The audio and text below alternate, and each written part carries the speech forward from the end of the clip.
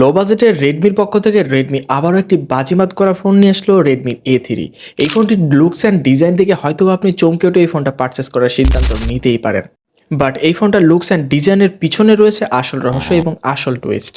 বর্তমানে 12,499 টাকা এই ফোনটা কিন্তু বাংলাদেশ মার্কেটে অফিসিয়ালি লঞ্চ করে দিয়েছে। আসলে প্রশ্ন হচ্ছে রেডমির A3 এই ফোনটা আসলে বর্তমানে এই ফোনটা এই বাজেটে আসলে কেনা উচিত নাকি এর চাইতে অল্টারনেটিভ ভালো ভালো ফোন মার্কেটে রয়েছে, সকল কিছু জানানোর চেষ্টা করবো আজকের ভিডিওতে। তো একটি মুহূর্ত মিস না করে চ্যানেলটি সাবস্ক্রাইব এবং লাইক করে টাকাটা নষ্ট না করতে চাইলে অবশ্যই ভিডিওটি কমপ্লিটলি দেখুন।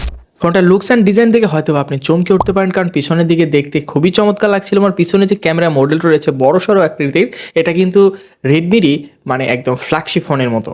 এবং পাশাপাশি এই ফোনটাতে কিন্তু কয়েকটি ভেরিয়েন্ট রয়েছে, ডিজাইনের দিক থেকে গ্লাস ব্যাক রয়েছে এবং সিলিকন পলিমারের ব্যাক ফিনিশ রয়েছে, ইকো লেদারের ব্যাক ফিনিশ রয়েছে এবং ফ্রেমটা টোটালি প্লাস্টিকের। ফোনটি অনেক স্লিম হলেও এই ফোনটার ওজনটা কিন্তু অনেক, প্রায় 200 গ্রামের মতো। এবং এই ফোনটার ডিসপ্লেটাতে কিন্তু 6.71 ইঞ্চির একটি বড়সড় ডিসপ্লে, 90 হার্জ রিফ্রেশ রেট এবং ভালো বিষয় হচ্ছে এটাতে কিন্তু কর্নিং গোলাগাস 3 প্রোটেকশন পাচ্ছেন। পোর্শন বাটনের কথা বলতে গেলে সকল কিছুরই দেখাই পাবেন, এটাতে খুব একটা বেশি কমপ্লেন করার জায়গা নেই। এই ফোনটার মূল আকর্ষণই কিন্তু এটার ডিজাইন। সো ডিজাইন দেখে প্রেমে না পড়ে চলুন দেখা যাক আরও কি রয়েছে। সো ডিসপ্লেতে রয়েছে কিন্তু IPS LCD প্যানেল এবং 6.71 ইঞ্চির একটি বড়সড় ডিসপ্লে, এবং ডিসপ্লেতে কিন্তু রেজুলেশন হিসেবে রয়েছে 720x1612 পিক্সেল। সো ডিসপ্লেটা অনেক বড় হওয়ার কারণে রেজুলেশনের ঘাটতি কিন্তু বেশ খানিকটা চোখে পড়বে, বাট এটাতে কিন্তু 90 হার্জ রিফ্রেশ রেট দেওয়া আছে, যে কারণে মোটামুটি আপনি মানিয়ে নিতে পারবেন। এবং প্রোটেকশন হিসেবে কিন্তু কর্নিং গোলাগাস 3 প্রোটেকশন দেওয়া আছে, যে কারণে আপনার একটু হলেও ভালো লাগার কাজ করবে।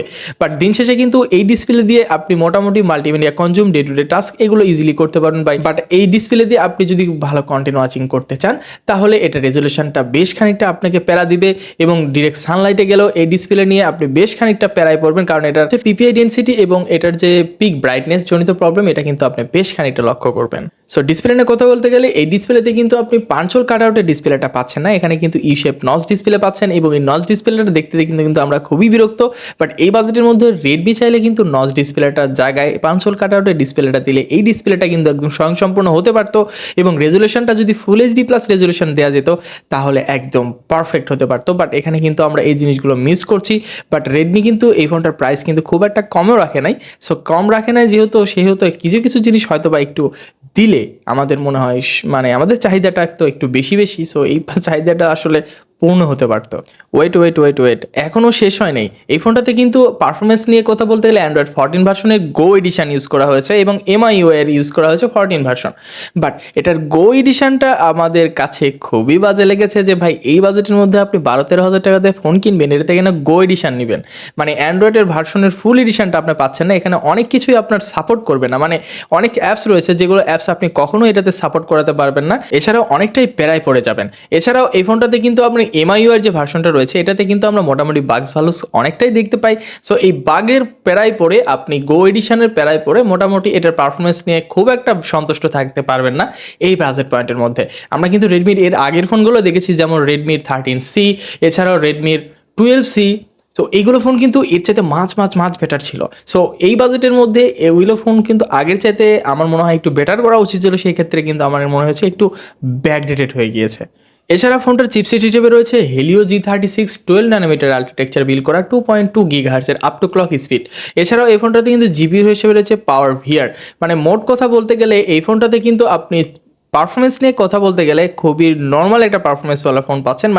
মোটামুটি আপনি day to day task, multimedia consume এগুলো ইজিলি করতে পারেন। বাট এখান থেকে যদি আপনি ভালো পারফরমেন্স এবং অনেক দিন পর্যন্ত একটা ভালো পারফরমেন্স চান তাহলে আমার মনে হয় না এই ফোনটা আপনার জন্য খুব একটা প্রেফারেবল হবে, কারণ এই ফোনটাতে কিন্তু গো এডিশন পাচ্ছেন, যে ক্ষেত্রে আপনার অনেক জিনিস সাপোর্ট করবে না, যেটা কিন্তু আপনার জন্য খুবই পেইনফুল হবে আমার মনে হয়। এই সময় এসে অনেক অ্যাপস আছে যেগুলো অ্যাপস আমাদের সাপোর্ট করবে না।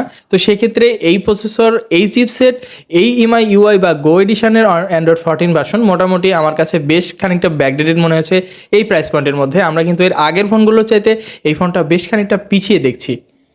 এছাড়া ফোনটাতে কিন্তু একটি ভেরিয়েন্টই বাংলাদেশ মার্কেটে অ্যাভেলেবেল রয়েছে, একটি হচ্ছে 4GB 64GB এবং এর স্টোরেজ টাইপ হচ্ছে EMC 5.1। এছাড়া ফোনটার 5000 mAh এর ব্যাটারির সাথে 10 ওয়াট এর চার্জার দেওয়া আছে। এখানে মিনিমাম এক্সপেক্টেড ছিল 18 ওয়াট চার্জার দেওয়া থাকবে, বর্তমান সময়ে আসলে এই 10 ওয়াট আসলে যায় না।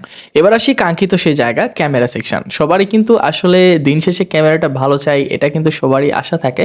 সো এই ফোনটার ক্যামেরাতে খুব একটা হতাশ করে নাই, মেইন ক্যামেরা হিসেবে এটাতে 8 মেগাপিক্সেল দেওয়া আছে, আর পাশাপাশি 8 মেগাপিক্সেলের একটি অ্যাক্সিলারি লেন্স দেওয়া আছে যেটা আসলে কোনো কাজেরই না।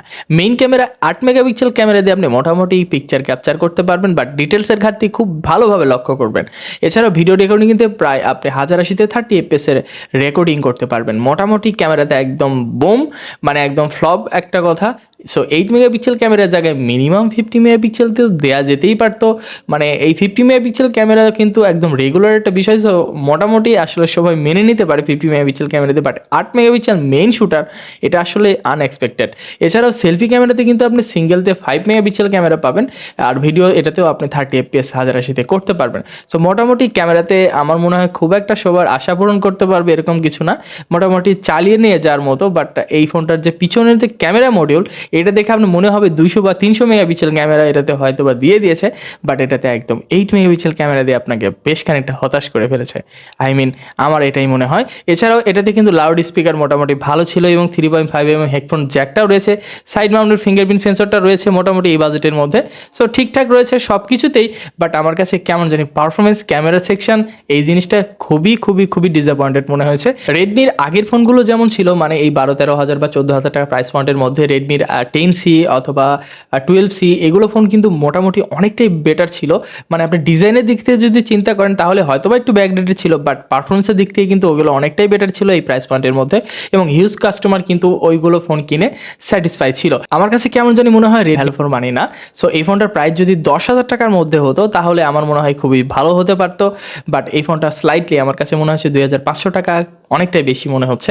সো এই ফোনটা আসলে কাদের জন্য, যারা খুব সুন্দর ডিজাইন চাচ্ছেন, মানে লো বাজেটের ফোনগুলো মানে আপনি শো অফ করতে খুব পছন্দ করেন, তো তাদের জন্য এই ফোনটা একদম পারফেক্ট। বাট আপনি যদি খুব পারফরমেন্স পছন্দ করেন বা ক্যামেরা পারফরমেন্স খুব ভালো দরকার, তাহলে ভাই এই ফোনটা আপনার জন্য নয়। সো এর অল্টারনেটিভ আরও মার্কেটে অনেক ভালো ভালো ফোন রয়েছে, 2,000 টাকা বাড়িয়ে আপনি সেগুলো ফোন কিনতে পারেন। সো আমার ব্যক্তিগত অভিমত আপনাদের সামনে প্রকাশ করলাম, এবং বাদ বাকি ইচ্ছা হচ্ছে আপনার উপর। সো আজকের মতো এই পর্যন্ত, দেখা হবে নতুন কোনো ভিডিওতে। ভিডিওটি ভালো লাগলে অবশ্যই চ্যানেলটি সাবস্ক্রাইব এবং ভিডিওতে লাইক করতে অবশ্যই ভুলবেন না। আল্লাহ হাফেজ।